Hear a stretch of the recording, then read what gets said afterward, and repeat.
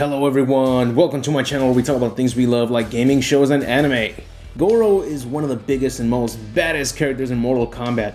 He is somebody you don't want to mess with, or at least don't make a bet that you can beat him in your first try. You can perform a combo on him to deal as much damage as you can possibly, but all it takes for him is just about 4 hits and you're out cold. And today, my friends, we shall be taking a look at 10 awesome facts that you probably didn't know about this hardcore prince of all Shokan known as Goro. So sit back, relax, and let the ball removal begin. Number 10. In Mortal Kombat Deception, Goro is seen using 3 different weapons: the Dragon Fangs, Sais, and swords. For his weapon style, he uses the Dragon Fangs, but for his first fatality, he uses Sais.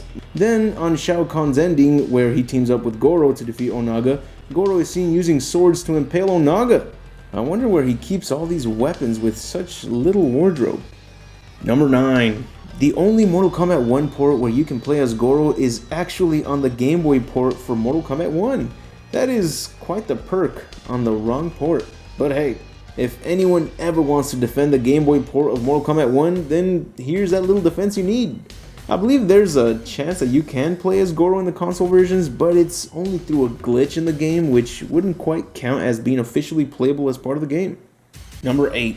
When Goro wins a match in Mortal Kombat 1, the announcer doesn't say Goro wins. Even when he came back in Mortal Kombat Trilogy, he still doesn't get his name announced. Also in Mortal Kombat 4 for the Nintendo 64, Goro still doesn't get his name announced when he wins. Only after the game was finally released for the PlayStation 1. He does, however, get his name announced in Mortal Kombat Deadly Alliance, even though he does not appear in the game. Goro wins. This could mean that Goro was originally supposed to be a playable character in Deadly Alliance.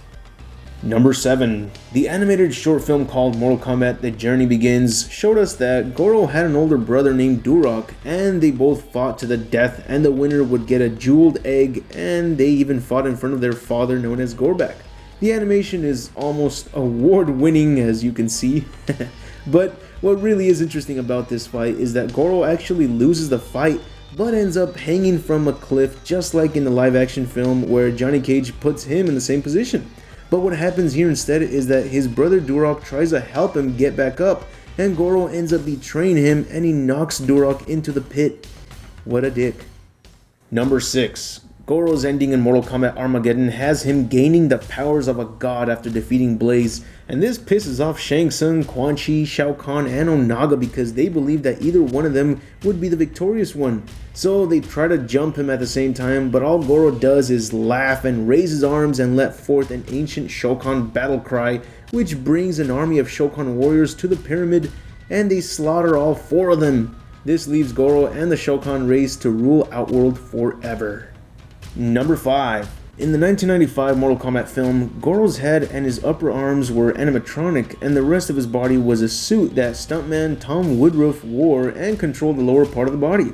The upper part of the suit was controlled by over 6 puppeteers and 4 technicians just to make Goro look realistic.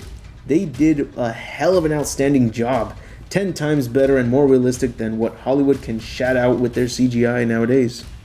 Number 4. There were 2 Goro stop-motion models made during the first Mortal Kombat game. Ed Boon said that he kept one of them stashed at his home, which is awesome, but as for the other one, it kept falling apart every time they moved it around, sadly. So maybe they could have used that one to animate fatalities on Goro by making his limbs fall off. That would have been something awesome. Number 3. In Kung Lao's ending for Mortal Kombat Gold, Goro mentions that he has a son. However, his son has never been seen before nor mentioned after this, so there's a chance that the creators forgot about him, or they're not ready to reveal a new Shokan character to the series. Maybe he'll somehow make an appearance in Mortal Kombat 11, hopefully. Number 2. In the Conquest mode of Mortal Kombat Deception, at a certain time of the day, if you go to the Netherrealm in the E2 area, you can see that Goro is fighting against Johnny Cage in a platform that's surrounded by lava. I'm not sure if this is just supposed to be an Easter egg to Johnny Cage and Goro's rivalry and reference to their fight in the movie, but there are 2 big differences about this. One, Goro has only 2 arms, and the other being that Johnny Cage is in the Netherrealm. From what we've been told, the Netherrealm is pretty much hell, and the only way you can go there is by either being teleported there or by dying, which would mean that Johnny Cage died and went to hell. Scorpion is nearby, so there's a chance that he teleported Johnny Cage into the Netherrealm just like he did in the movie. But then again, according to the original storyline, Johnny Cage died in the Deadly Alliance, and this is Deception, which is the sequel, so yep, he died and went to hell. Number 1. Unused sprites of Goro have been discovered by a user called Fly. From what the sprites show, Goro is seen falling to his knees, then turning to stone with half his body being blasted off. This could mean that Goro was originally supposed to die instead of just getting beaten by Liu Kang. Plus, there were lots of comics which concentrated on Goro at the time, so killing him off too soon in the series wasn't going to be the best choice. Not that it matters, to be honest, characters die and come back all the time in Mortal Kombat, so I would have personally liked it if they did add these extra sprites and killed off Goro. And with that said, that's it for the video. I hope you enjoyed it, and if so, please leave a like, share with others, and subscribe if you haven't. And don't forget to click on the little bell icon next to the subscribe button to notify you of every new video that gets uploaded to the channel. And if there's a specific video you'd like to see, just leave it in the comments and you might just get to see the video you were hoping for. Also, follow me on Twitter to find out which videos are up next and whatever random posts I make.